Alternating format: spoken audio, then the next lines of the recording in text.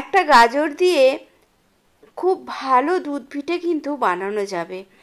আর দেখতেও যতটা সুন্দর হয়, খেতে কিন্তু আরও ভালো হয়। তাই আমি প্রথমে একটা গাজরকে খুব ভালো করে ধুয়ে একটু ছাড়িয়ে নিয়ে সেটাকে একটু স্লাইস করে পিস পিস করে কেটে নিচ্ছি।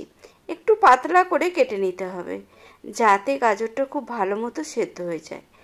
কেটে নেবার পর আমি কড়াই বসিয়ে দিচ্ছি গ্যাসের মধ্যে, তার মধ্যে গাজরটা দিয়ে দিলাম, আর দিয়ে দিচ্ছি 1 কাপের মতো দুধ। দুধ কিন্তু এই সময় বেশি দেবো না। এবার দেব একটুখানি নুন দিয়ে এটা ঢাকা দিয়ে সেদ্ধ হওয়ার জন্য রেখে দেবো।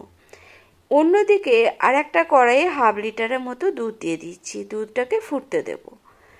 গাজরটা প্রায় সেদ্ধ হয়ে গেছে, একটুখানি দেখে নেব। গাজরটা খুব ভালো করে সেদ্ধ হয়ে গেলে এর মধ্যে দিয়ে দিচ্ছি সুজি। এখানে আমি 2 কাপের মতো সুজি ব্যবহার করেছি। সুজিটাকে খুব ভালো করে মিশিয়ে নেব। যতক্ষণ না সুজিটা ভালো রকম সেদ্ধ হয়ে একদম ডোয়ের মতো হয়ে যাচ্ছে ততক্ষণ সুজিটা মেশাবো। এবার সুজিটাকে একটা থালার মধ্যে নিয়ে নিচ্ছি, একটুখানি ছড়িয়ে দেবো যাতে ঠান্ডা হয়ে যায়, হাত দিতে পারি, এই জন্য একটু ছড়িয়ে দেব। তবে এটা খুব বেশি ঠান্ডা না, একটু গরম থাকতে থাকতেই ভালো করে মেখে নিতে হবে।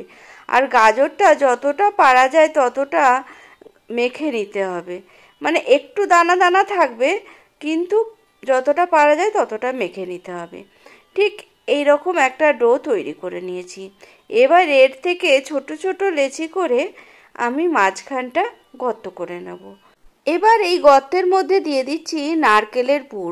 আমি নারকেলের পুর বানিয়েছিলাম তাই দিয়ে দিলাম, যে যা ইচ্ছা পুর দিতে পারেন।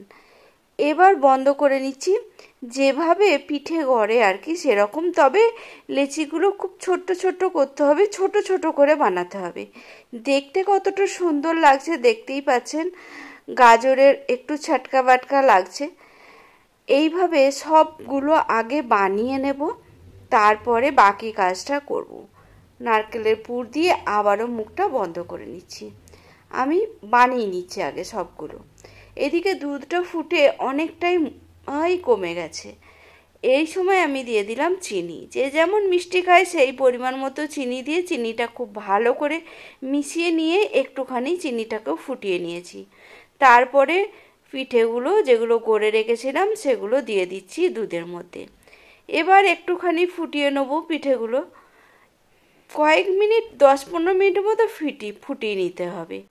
ফুটানোর পর এটাকে ঠান্ডা করে নিতে হবে, তারপরে এটাকে পরিবেশন করতে হবে দুধের সাথে।